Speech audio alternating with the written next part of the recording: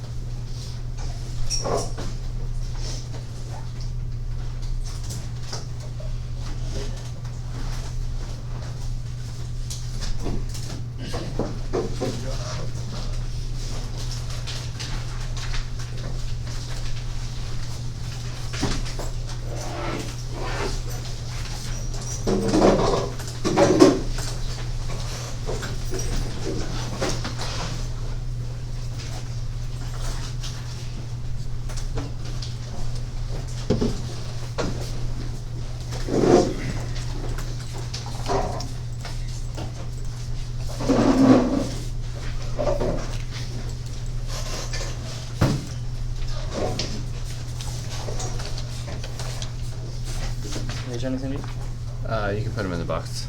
Oh, they're over. Okay.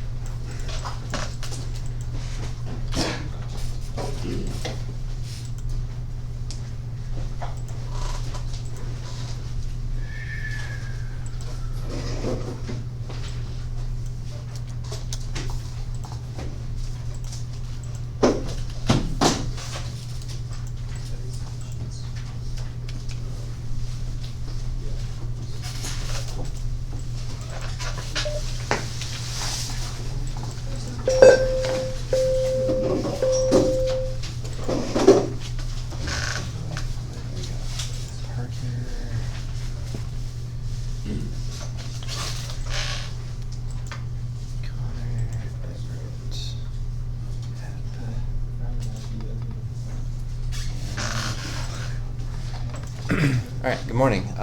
So there has been a change where last time I saw you guys,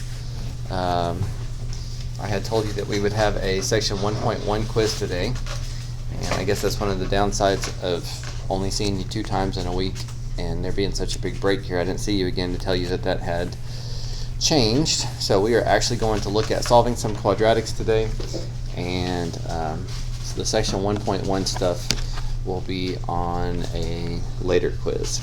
So I'm still going to ask you to turn in the 3 handouts we did together, 102, 103, and 104 from 1.1, but that'll be at the end of class, or if you just want to turn in the Google Classroom, that's fine as well. But I'll grade those and then you can have them back next time. So we're going to spend 1 full day on solving quadratics, which of course we've been having to do before because it is an important skill, but we're really going to kind of dig deep and look at all the different methods and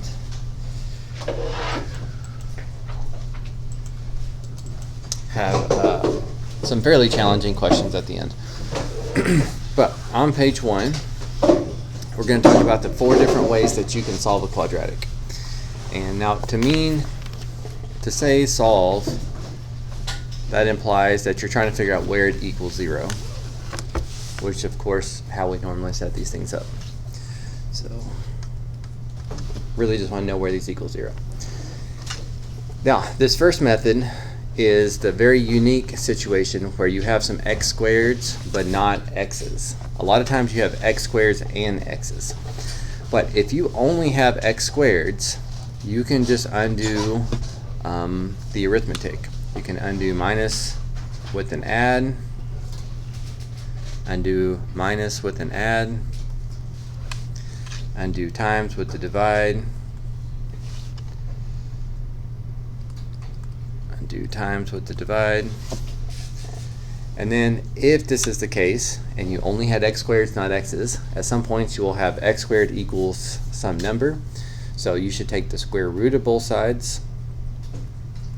But the part that I need you to highlight in your notes, because you guys forget this way too often, is when you take the square root of both sides, you need plus or minus. So positive 9 and negative 9, positive 5 and negative 5. Quadratics usually have 2 answers. They can have 1 answer and they can have no answer, but usually 2 different answers, 2 different solutions. So I don't think this one's going to come up very often on today's handout because most of the time you're solving a quadratic, you also have x's and not just x squareds. But anytime you just see x squareds, feel free to take that approach if that helps.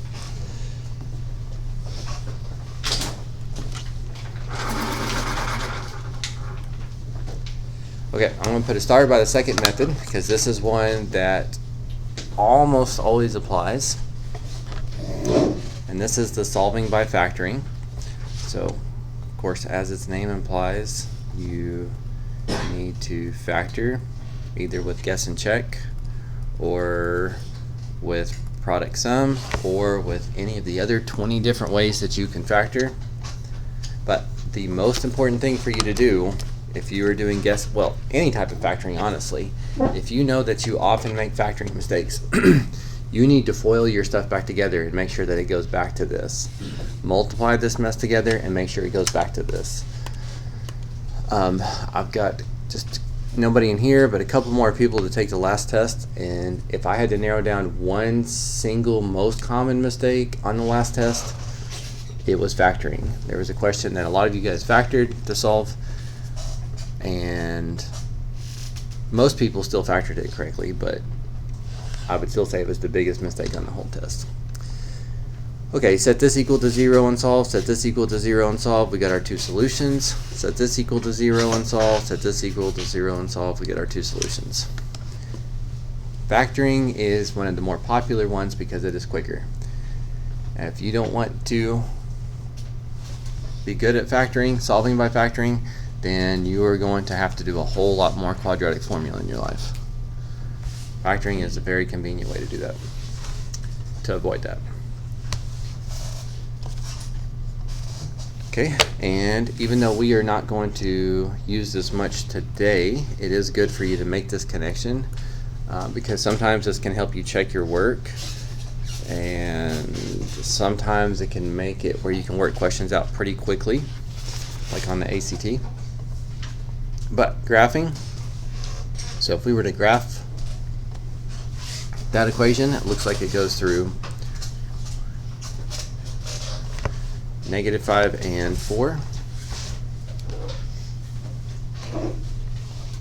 So just make a little sketch. 4, 2, 3, 4, 5.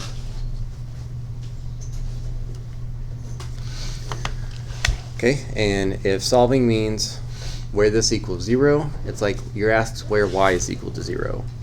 So y is 0 at 4, and y is 0 at -5. The y-intercepts, I'm sorry, x-intercepts represent those solutions. So very, very, very quick way to get solutions from that.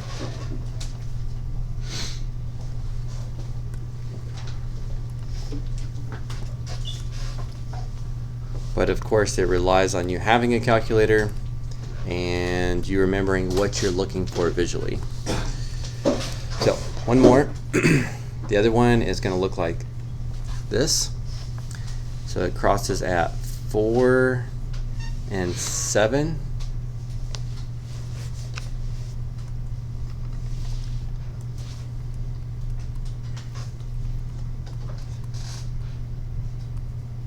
So just make a quick little sketch so that you remember where this was coming from.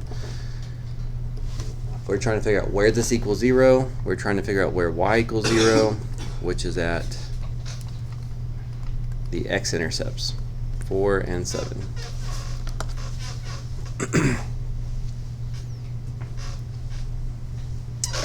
Now, for both of those, you could have factored them as well. I'm just trying to show you a different method. And that gets us to the last method, which is quadratic formula. And this will be the bulk of what we look at today because quadratic formula is the only one that always works. Graphing doesn't always work because sometimes your answers are decimals and you may not need to, or you may be expected to not round. Graphing doesn't always work because you don't always have a calculator. Factoring doesn't always work because not everything factors. The first method that we did on the top of this page doesn't always work because sometimes you also have x's in addition to x squareds. Quadratic formula is the only method that works 100% of the time. So the first couple steps of quadratic formula are going to be the same. Now we're going to practice more of this on a couple pages, but just a few examples to get started off here. To be able to use it correctly, we need to certainly have it memorized correctly. So the x-intercepts, which is when y equals 0, come from this formula.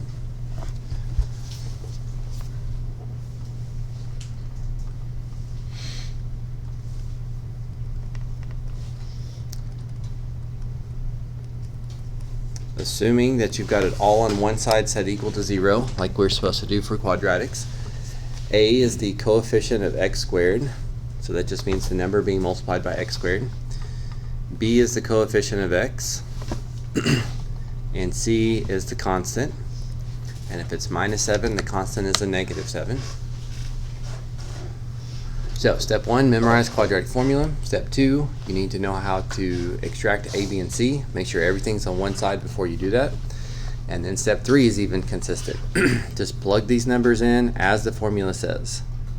Opposite of B, plus or minus b squared minus 4 times A times C all over 2 times A again.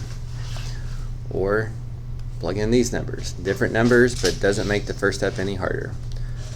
Opposite of B, plus or minus the square root of B squared. I don't know what 19 squared is, so I'm just going to leave that 19 squared. Minus 4AC all over 2A.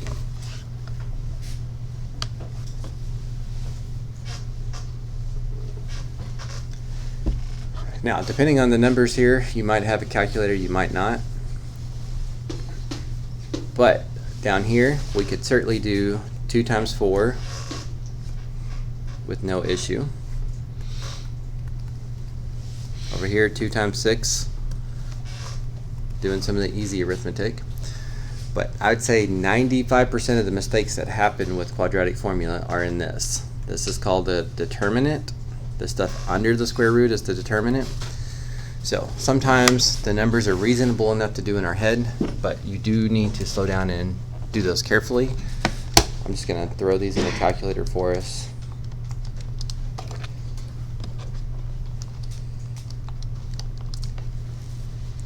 It comes out to be 16. Discriminant was 16 there.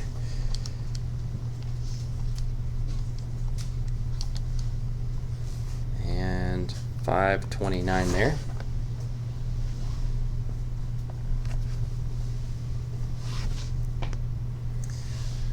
Then, since this breaks down, square root of 16 is exactly 4. We can rewrite that as 4. And then we can actually make this look a little more familiar. Because it's saying one answer is negative 8 plus 4 divided by 8, which would be this, which reduces to this. And then another answer comes from negative 8 minus 4 over 8, which reduces to that. Now, based on those answers, that tells me that that would have factored nicely. So if I'd had the choice, I certainly would have picked factoring. But quadratic formula is a good one to fall back on. Okay, square root of 529 is actually a perfect square as well. It's 23. So this is saying, yeah, no. On that first one, isn't that supposed to be negative 3 halves instead of 4 thirds? This one? Yeah.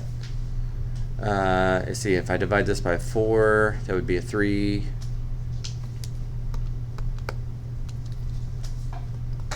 Yes, thank you. Didn't reduce my fraction correctly.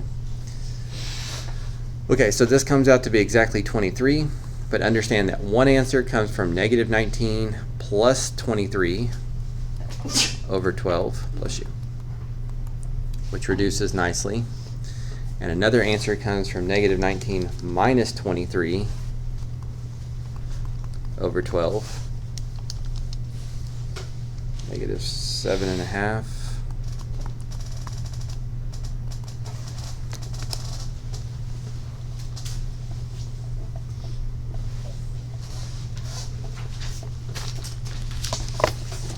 Okay, so that is a quick overview before we kind of reset and then work our way back up to these question types again.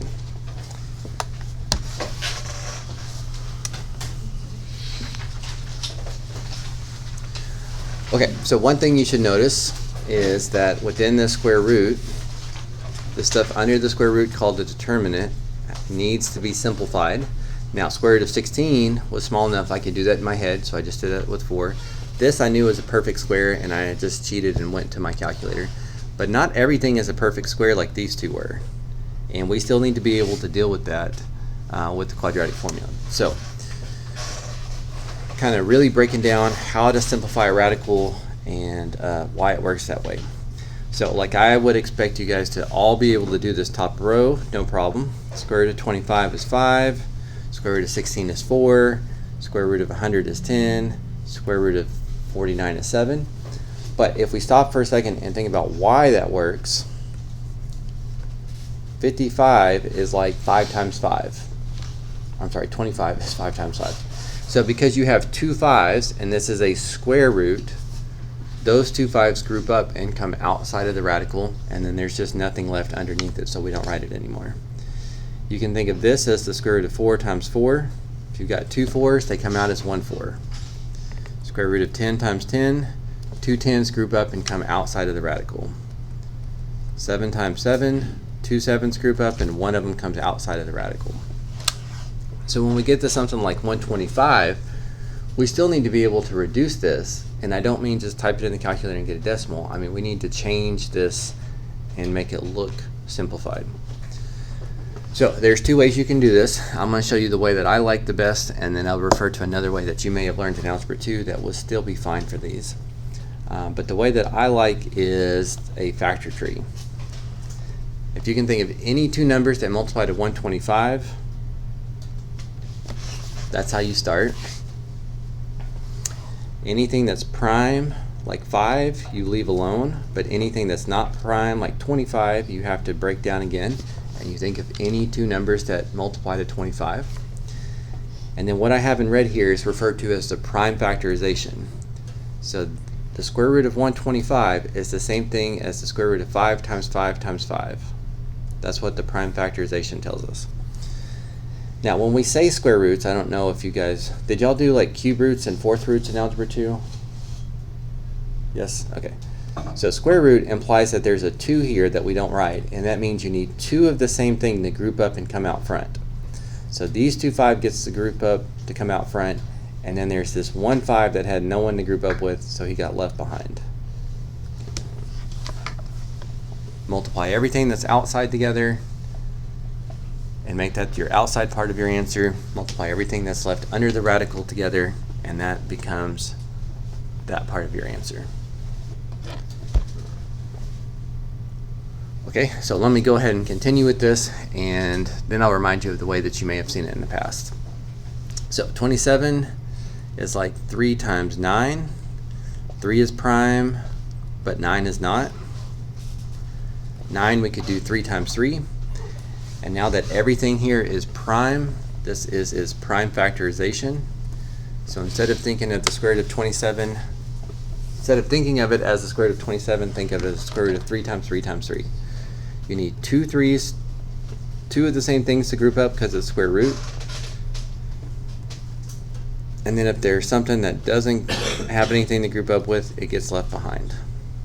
The square root of 27 is like 3 square roots of 3.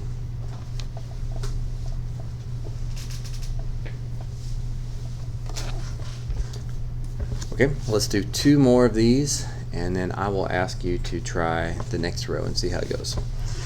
Okay, so 8 is like 2 times 4, and 4 is 2 times 2. So this tells me 8 is the same thing as 2 times 2 times 2. Need 2 of the same thing to group up and come out front. Everything out front gets multiplied together. Everything inside gets multiplied together. Square root of 8 is the same thing as 2 square roots of 2. Okay, and then to finish off this row, 12.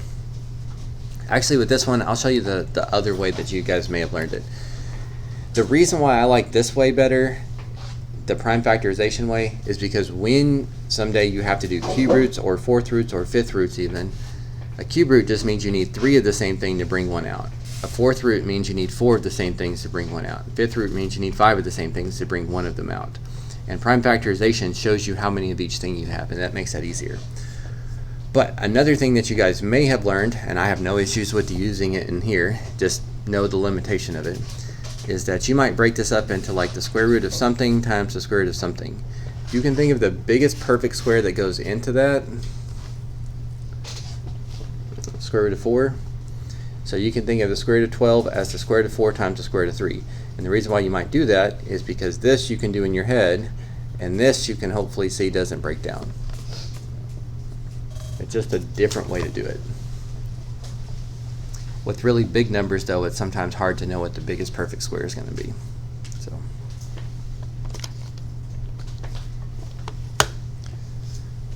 okay, so finish copying that one down please, and then try the last row before we share answers to make sure that you don't have any misconceptions going on there.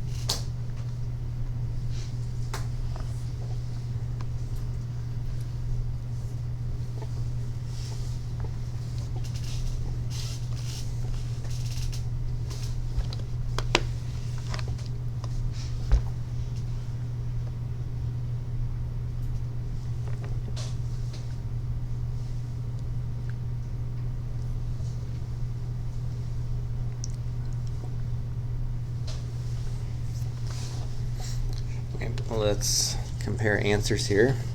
And I do want to give you one more hint about how you can check these sometimes, just in the future, if you're ever unsure if you're doing it correctly. So 17, I rewrote 18 as 3 times 3 times 2, which made it 3 square roots of 2. Square root of 75, I rewrote as 5 times 5 times 3, which gave me 5 square roots of 3. 19, 80 is a bigger number, which is just going to make it more difficult. But again, the factor tree method, even though it looks like a lot more work, it really is making it easier because it allows me to make anything that goes into 80, and then the numbers get smaller and smaller and smaller, and then I just have to group the stuff up. But if you have more than one thing that you brought out, like on this question, you brought out a 2 and a 2, that becomes a 4.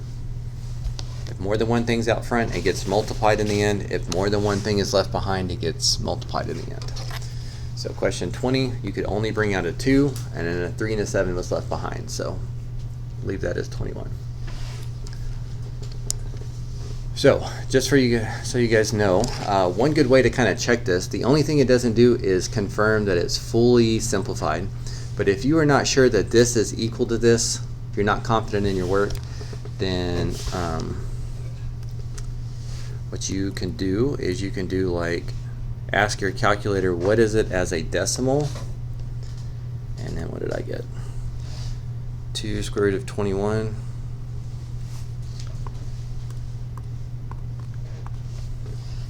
So we're not changing the size of the number, we're just changing its appearance. So these decimals should be exactly the same.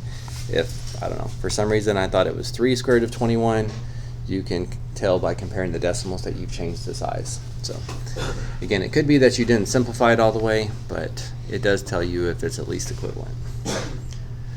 Okay, moving on to the bottom page, or bottom part of this page. So occasionally with quadratic formula, it didn't show up on the front page, but it will on some of our other stuff. You can get some imaginary number things. So you need to remember that the square root of -1 is the definition of I. That's the number I. And really this just adds one step to simplifying radicals.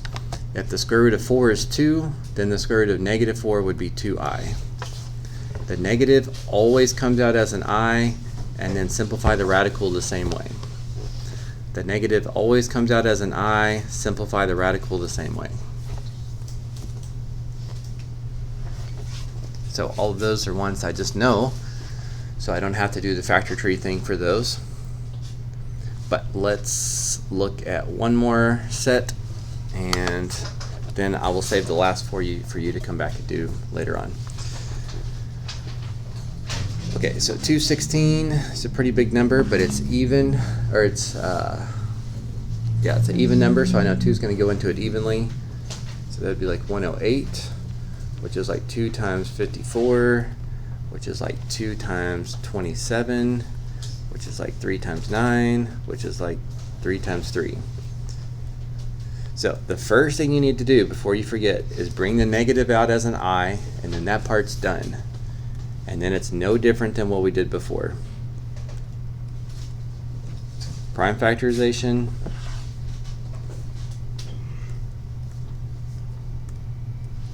This is the square root, so I need two of the same thing to bring them out front. Looks like I'm bringing out a 2 and a 3, and there's an I already out there, so that makes it 6i. And then there was a 2 and a 3 left behind, so those get multiplied together, and 6i square root of 6. Bring the I out first, so we don't forget about it.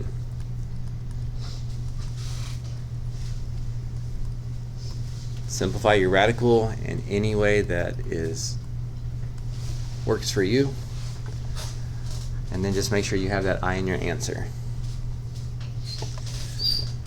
Pull the negative out as an I.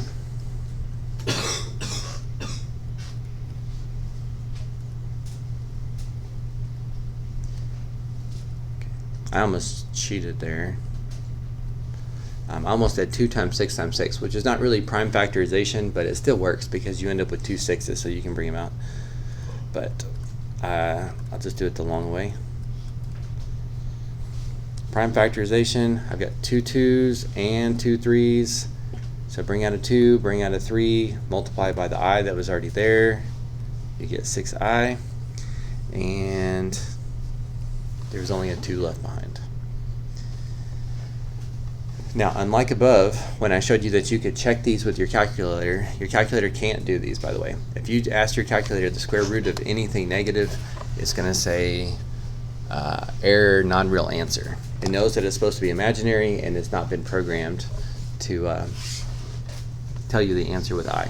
What you can do is you can do the square root of 72, look at its decimal, and do 6 square root of 2 and look at its decimal and make sure that those are equivalent, and then you just have to know to handle the I correctly on your own. Okay, one last time. Negative comes out as an I. Square root of 150 reduces the same way that we've been doing. Any two numbers that multiply to it, break them all the way down till you get to prime factorization. Looks like 150 is 5 times 5 times 3 times 2. The only two things that can pair up and group up are the 5s, and the 3 and the 2 got left behind.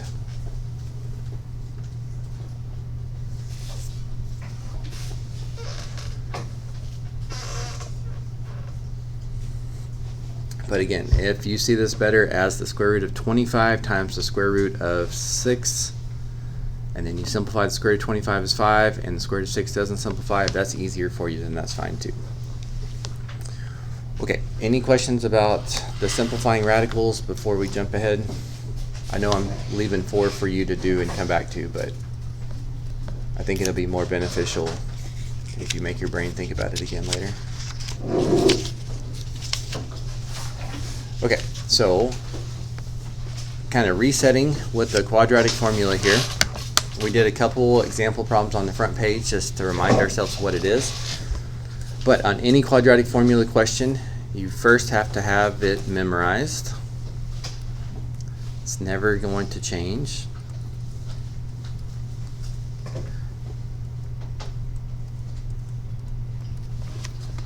And of course, if you mismemorize it, then there's probably going to be a lot of mistakes.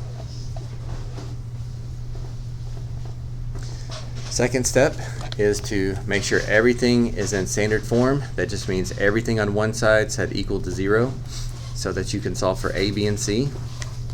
A is the coefficient of x squared, b is the coefficient of x, and c is the constant. And then simplify. But simplify is kind of a tricky term there because simplify can be easy or it can be pretty difficult. So on this page I've got them where they kind of ramp up pretty nicely. Start off as easy as possible and then ultimately build up to the hardest possible ones.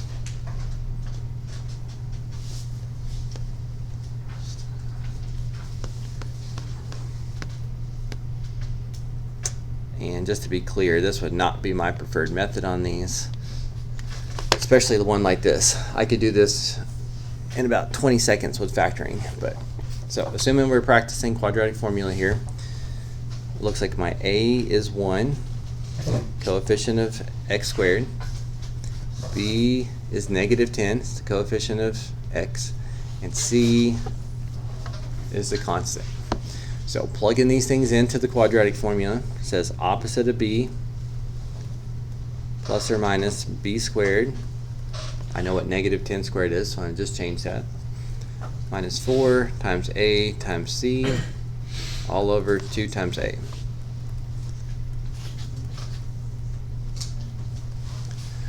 Okay, and then in the simplifying, as I said on the front page, this is the part that you need to be most careful with.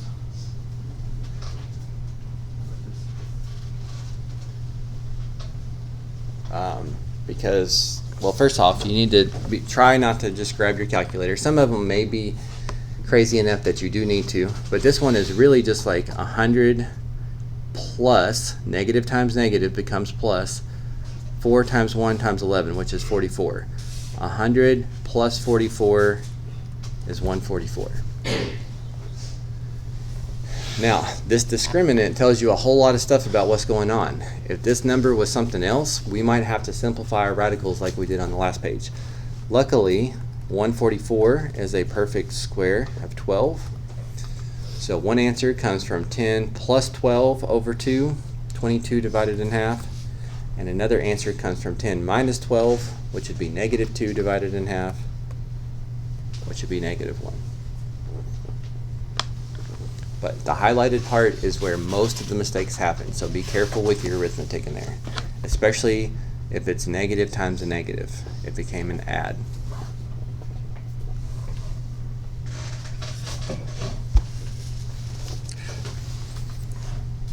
Okay, over here, our A is 1, B is negative 10, and C is 21. So opposite of B, plus or minus b squared minus 4 times a times c all over 2 times a.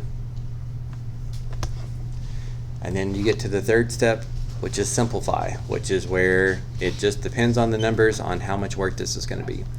Of course, 2 times 1 is not a problem, but this discriminant you need to be very careful on. 100 minus, and you got to do order of operations here, so multiplication first. This would be 84. 100 minus 84 is going to be 16. And since 16 is a perfect square, this simplifies in one of the nicest possible ways. 10 plus 4 divided in half, and 10 minus 4 divided in half. There's your two answers. Again, a million times easier to do with factoring, but I want you to not just have to do just the hard problems.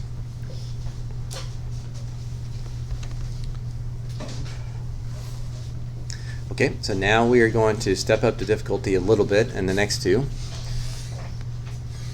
So something about the discriminant, but the quadratic formula is not going to change. How to find A, B, and C is not going to change. Plugging those numbers into the quadratic formula is not going to change.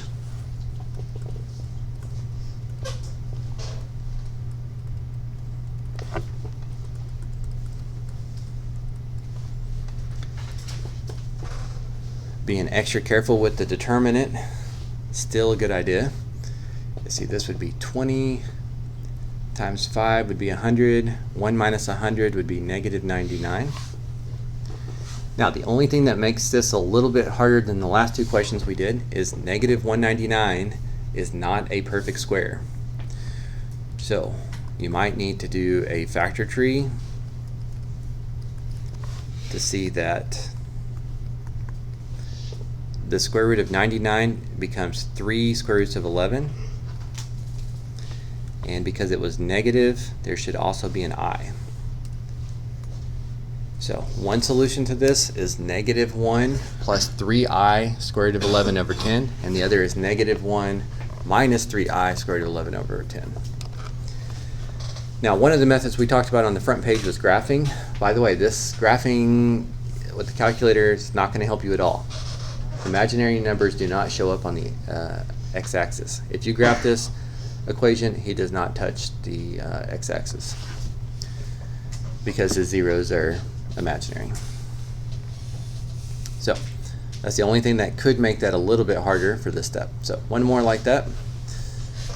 The subtraction sign, like on the x, does that not make it like negative 1 or for like the b? Yes, you're right. This should be -1. So opposite b, and that should be all that changes. But yes, that is correct. Right here, since this is b squared, it doesn't matter there, but it did matter there. So I'm sorry, this should be +1. Now, when we get down to the last one on this page, I'll remind you how you can store these in your calculator to check your answers. Even if it's an imaginary answer, your calculator can still check that. So you won't have this issue on the ones I ask you to do. Okay, 32. So now let's just, I'm not going to write as much out, but I know the quadratic formula. I know where a, b, and c come from. I need to be more careful about plugging in a, b, and c based on my last mistake. But it says opposite of b plus or minus b squared minus 4 times a times c all over 2 times a. The first couple steps should never be harder, no matter what the numbers are. The only part that's harder is the simplify step, especially the determinant. So I'm actually going to do this in more than one step, because I've got a -4 times a -1 times a 1/2. Negative times a negative becomes a positive. 4 times 1 would be 4, times a half would be 2. So it's really like the discriminant was 18. But again, that arithmetic is what trips up students the most. So don't rush that. Okay, the square root of 18 is going to break down.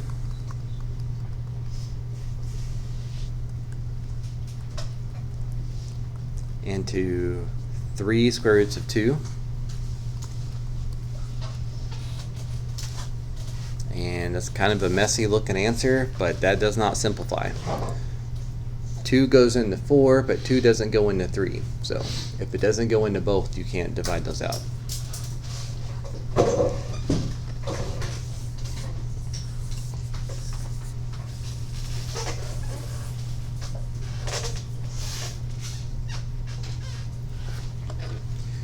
Okay, and then to inch our way closer to what we expect you to be able to do, go one more step further.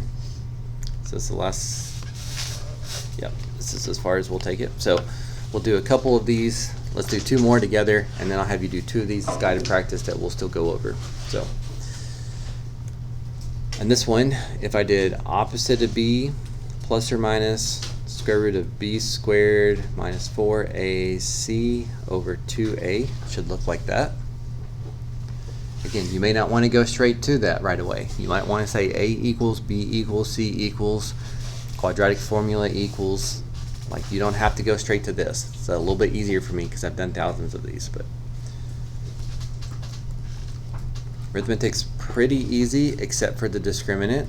Be careful here. 100 minus 36 would be 64.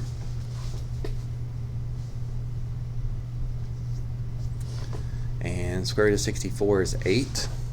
Exactly 8, so this one's not too bad. But we need to also simplify our fraction here, is what I'm trying to get at this one. So one time we get an answer of -10 plus 8 over 2. And another time we get -10 minus 8 over 2. And in both cases, notice how I simplified my fraction. -2 over 2 simplifies, -18 over 2 simplifies. So you need to do that when you can. That's not the best example for this little practice set though. So let's see if 34 is a little bit better.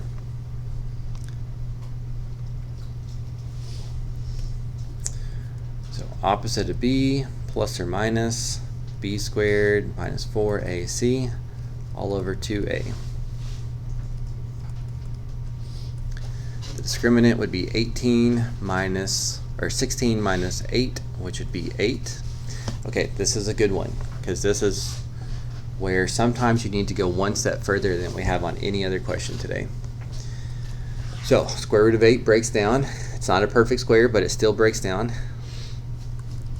into 2 square roots of 2. And now here's the simplifying that you're expected to do here. because -4, 2 square roots of 2, and 4 are all divisible by 2, you need to reduce your fraction. Just like over here, -2 and 2 are both divisible by 2, so I divided them both by 2.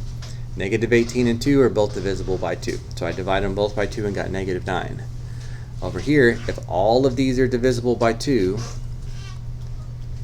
you need to divide them all by 2 before you get your answer. Or, and you don't have to do this every time, but write it down on your notes at least once. Remember that you can split apart your fraction.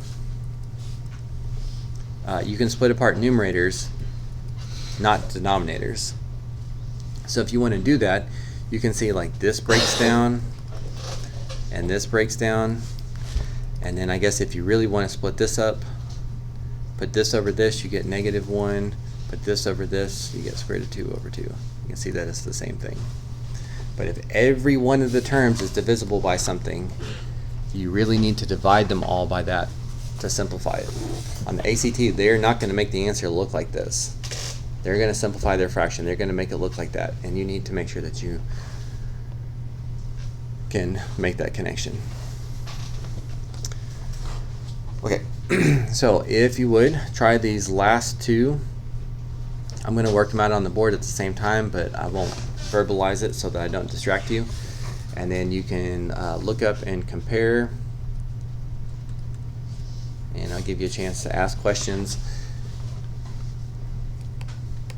And I'll remind you how to check your answers, no matter how crazy the answers look, so that you can be sure that they're correct. And then to finish up class, I'm going to ask you to go back and do those last 4 that we skipped, the simplifying radicals. And I'm going to ask you to do the back page, which is 6 more that I think you need quadratic formula on every one of them.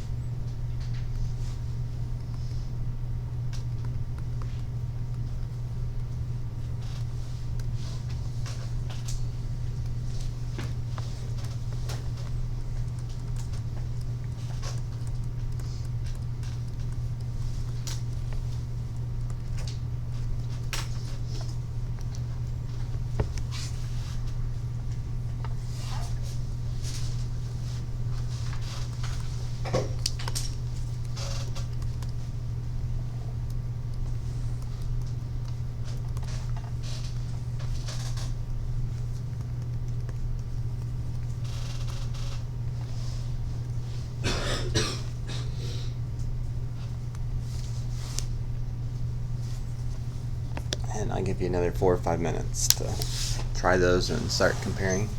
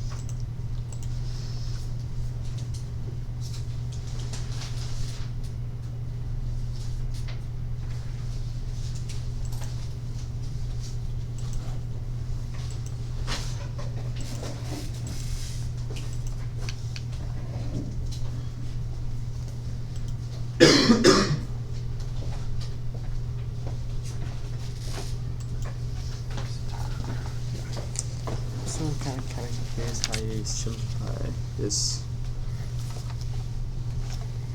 Because all three of these terms are divisible by 2, I just divided them all by 2. So it would just be -2 plus or minus, and then it would just be plus or minus square root of 2.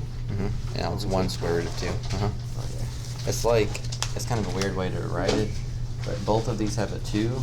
So if you imagine factoring out that GCF, and then that 2 reducing that 4, it's essentially the same thing. So it would just be -2 plus or minus. Would you do 1 square root of 2 or just square root of 2? Well, same thing. If you don't say how many square roots of 2, we assume it's 1 square root of 2. Yeah. Okay, thank you.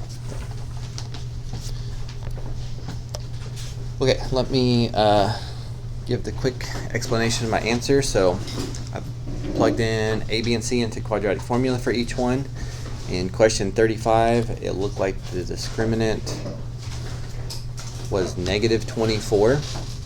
So you can see up here, I reduced the square root of 24 to be 2 square root of 6. But because it was negative under the square root, that came out as an I. And again, from here to here, this last step is the one that I'm most worried about because you don't get to practice this in every single question. But -2, 2i square roots of 6, and 2 are all divisible by 2. Divide all of those by 2, and you get -1 plus or minus 1 I square root of 6. I square root of 6 is what it is. You don't divide this by 2 also. Over, and when I divide this by 2, it becomes 1. But putting something over 1 doesn't change anything. Over here, looks like the discriminant came out to be -4. So square root of 4 is 2. So the square root of -4 would just be 2i.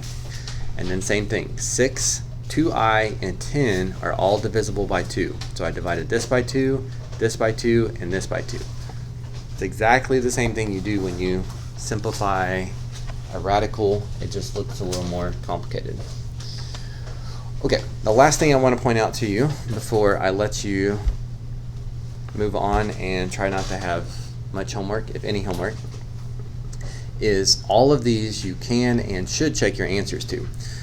So like on question 35, if you think the answer is -1 plus I square root of 6, we can actually type that into our calculator.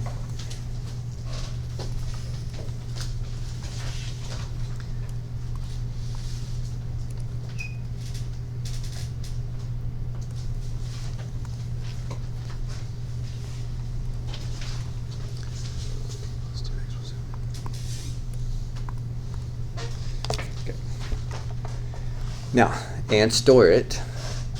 So same store button that I've been trying to convince you to use all year. You do have to know where the I button is. So I is second decimal. It's not this I. This I is for like typing a message or something. This lowercase I down here. So second I stored that in for X, and it was supposed to make the original question equal to 0. And so the fact that it does guarantees me that I did it correctly. And if that one works, the conjugate is also going to work. Remember, conjugate just means you switch the middle sign. But if it makes you feel better to store the other answer and see that the original equation also is equal to 0, then you can do that. So you don't have to guess and hope that your answers are correct when you have a calculator. Even if it's an imaginary answer, you can even store in the I, and it can handle that just fine too. Okay, any questions over these last two? When we have the quiz, will we be allowed to use calculators? Probably just depends on the numbers that we throw at you. Okay. So, honestly, you probably should hope for no calculator, because if it's calculator, then like we wouldn't want you to work all your questions doing the graphing method, like those, because that doesn't show everything that you need to be able to do. So then we'd have to rig the questions to be much more difficult to fit a certain one. So I don't know. I would say we probably won't do calculator, but I guess it's possible. Okay, Then to finish up today, if you would go back and do these last 4 simplifying radicals, consider comparing the decimal answer of the original to the decimal answer of yours to make sure that you simplified it correctly. And then on the back page, I've got 6 questions for you that I think you need quadratic formula for. These are meant to be a little bit more challenging, but let me also say this real quick on number 37. Remember that when you solve a quadratic, you better get it equal to 0 first. You can move all of the stuff to the left or all of the stuff to the right, but you better do that before you name A, B, and C. If you say A is -9, C is -7, and B is -10, then you're already done. There's no way your answer is going to come out being correct. Move it all to the right or all to the left before you get your A, B, and C. But I'm pretty sure all 6 of those at the end need quadratic formula. I don't think you can do factoring on those. So you guys have about 25 minutes of class, and of course you're welcome to ask questions if you find any. And what you don't get to, I will ask that you do for homework. And as I mentioned at the start of class, I do want your section 1.1 assignments just so I can go ahead and type those in, give you some participation scores. So if you did not put those in the Google Classroom, make sure that you put them in the box before you leave. You can do it right now if you're worried about forgetting. And then you can have those back next time. Or tomorrow during advisory, if you want them back sooner. How do I clear this store? You don't have to. Oh, like when I put it on the here, it won't. Nope, it doesn't mess it up. If it bothers you, you can like store 0 in for it to override what it was, but it doesn't interact with anything else. Thanks.